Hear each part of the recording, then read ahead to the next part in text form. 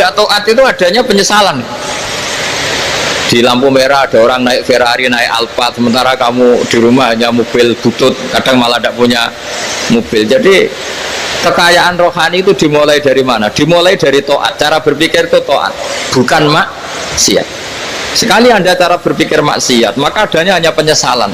Semakin pengalaman di luar, semakin penyesalan. Karena di luar sana banyak orang yang dapat nikmat yang lebih dari Anda. Tapi sekali Anda taat, kamu akan mensyukuri apa yang Anda miliki dan tidak pernah ingin sama yang dimiliki orang lain. Sehingga orang-orang yang sering pergi itu sama Allah dipuji. Jadi tidak ada nabi kecuali di antara ibadahnya itu jalan-jalan.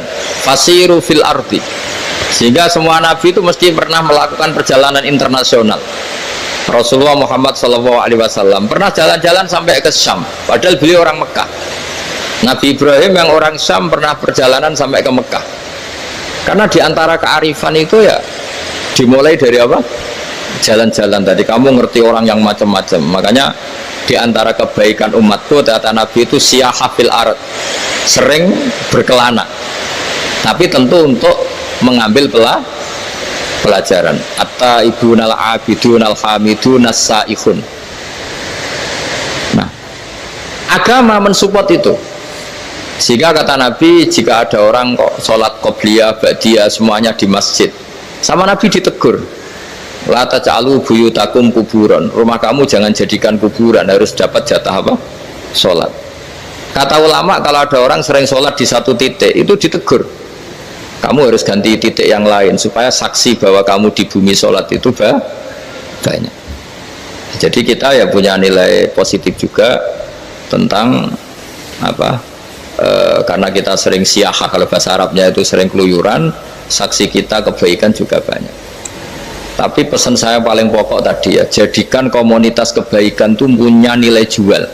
Syukur-syukur fid dunya hasanah wa fil akhirati hasanah. Ya kita bersyukurlah di Indonesia itu. Saya masih ingat kecil saya itu ya sekitar saya umur 15-14 tahun.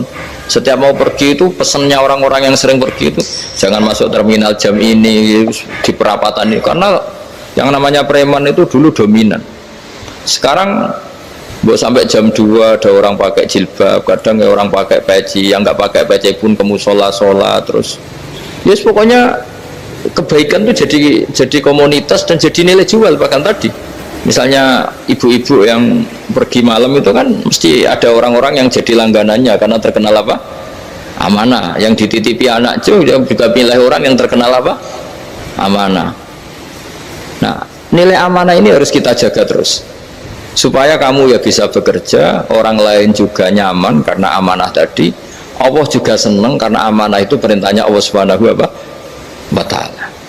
Dan Indonesia harus menuju ke sana. Pemimpin juga harus gitu.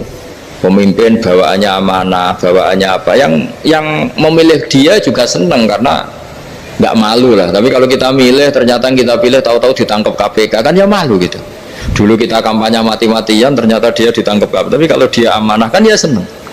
Sama kalau tukang Grab ketangkap satu karena penodaan atau karena pengkhianatan, yang malu juga semua karena kadang-kadang nanti digeneralisir seakan-akan semuanya seperti itu. Tapi dengan reputasi panjang nggak pernah terjadi apa-apa dalam Grab kan otomatis lainnya juga terangkat. Nah, ini yang dimaksud wa'tamiru bainakum bima'ruf. Jadikan kebaikan itu urusan bersama. Makanya andaikan negara itu sudah mengoptimalkan polisi, TNI untuk meringkus preman, oke, itu baik. Tapi ya lebih awet lagi kalau itu ditopang masyarakat, karena yang nggak amanah terkhusus.